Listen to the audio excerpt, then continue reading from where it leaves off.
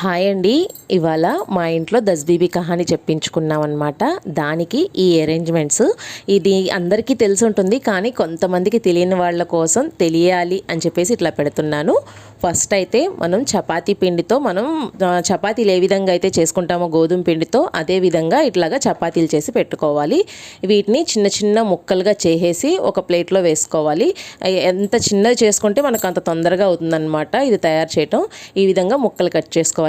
ఇక్కడ చెప్పాలి అంటే మీకు సత్యనారాయణ స్వామి వ్రతం చేయించుకుంటారు కదండి. ఇంట్లో చేయించుకున్నప్పుడు మీరు గోధుమ రవ్వతో ఒక ప్రసాదం తయారు చేస్తారు కదా, మీకు అది ఏ విధంగా అయితే మాకు ఇది అలాగన్నమాట. ఇట్లాగా చక్కగా చపాతీలన్నిటిని ముక్కలుగా కట్ చేసుకున్నాం కదా, ఇందులో మన టేస్ట్ అకార్డింగ్ బెల్లం వేసుకోవాలి. బెల్లం తురుముకొని వేసుకోవచ్చు, దంచుకొని వేసుకోవచ్చు, మన ఇష్టం. వేసుకొని ఇందులో కొంచెం నెయ్యి, కొంచెం యాలకుల పొడి కూడా వేసుకొని బాగా కలుపుకోవాలి. ట్రెడిషనల్ పద్ధతి అయితే కొంతమంది రోట్లో వేసి దంచుతారండి, లేదు అనుకుంటే మనం మిక్సీలో కూడా పట్టుకోవచ్చు. మన దగ్గర ఇంకా ఓపిక ఉంటే మన చేతులతో ఎంత బాగా కలుపుకుంటే మనకు అది ఒక ముద్దలాగా తయారవ్వాలన్నమాట.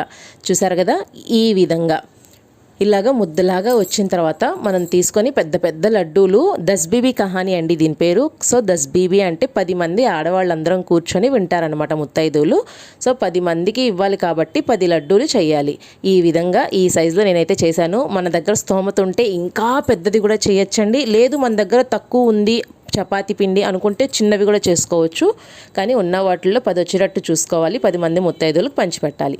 ఈ విధంగా చిన్న చిన్న లడ్డూలు కాకుండా కొంచెం పెద్దల సైజులో చేసుకొని 10 లడ్డూలు చేసి పక్కన పెట్టుకోవాలి. చెప్పాను కదా మీకు గోధుమ రవ్వ, పంచదార ఇవన్నీ వేస్ట్ చేస్తారు కదా, మాకు ఈ విధంగా చేస్తారండి. ఇందులో కావాలి కొంతమంది డ్రై ఫ్రూట్స్, కొబ్బరి కూడా వేస్తారు, కానీ నేను ట్రెడిషనల్ పద్ధతిలో చూపిస్తున్నాను. ఈ 10 పక్కన పెట్టేసుకొని 2 మాత్రం పక్కన పెట్టుకున్నానండి. మా మరదలు తినదు తన ప్రసాదం, అందుకని తన కోసం 2 పక్కన పెట్టాను. దీన్ని జర్దా పులావ్ అంటారనమాట, మిఠా పలు అని కూడా అంటారు. నేను దీన్ని చక్కగా ఆల్రెడీ వండేసి పక్కన పెట్టాను. దీంట్లో డ్రై ఫ్రూట్స్ వేసి ఇప్పుడు బాగా కలుపుతున్నాను. ఇది వేడివేడిగా తినే కంటే కూడా ఆరారగా తింటే చాలా బాగుంటుందండి.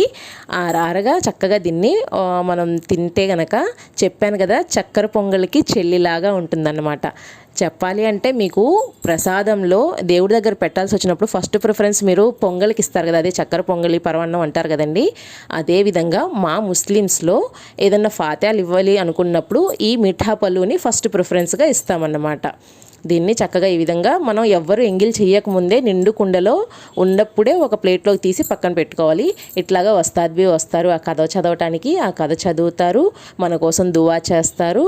దువా చేసినప్పుడు మీరు సత్యనారాయణ స్వామి వ్రతం చేయించుకున్నప్పుడు ఆ కథ వింటూ కొడతా ఉంటారు కదండి, మాకు కూడా సేమ్ ఇక్కడ ఆ కథ చదువుతున్నప్పుడు మేము కూడా కొడుతూ ఉంటాం అన్నమాట.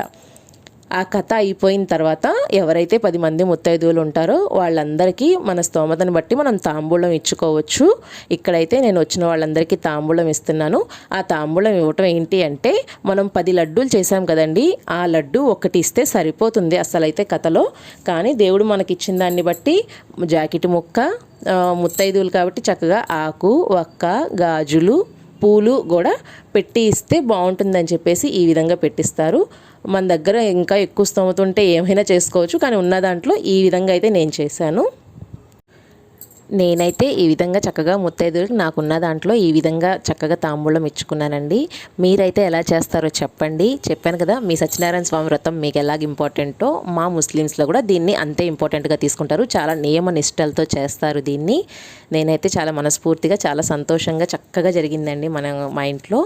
మీకు దీని గురించి తెలుసుంటే, నేను ఇంకేమన్నా కరెక్ట్గా చేయకపోతే కరెక్ట్ చేయండి. నా వీడియోస్ కనుక నచ్చితే లైక్ చేస్తూ ఉండండి, షేర్ చేస్తూ ఉండండి, నా ఛానల్ని సబ్స్క్రైబ్ చేసుకోండి.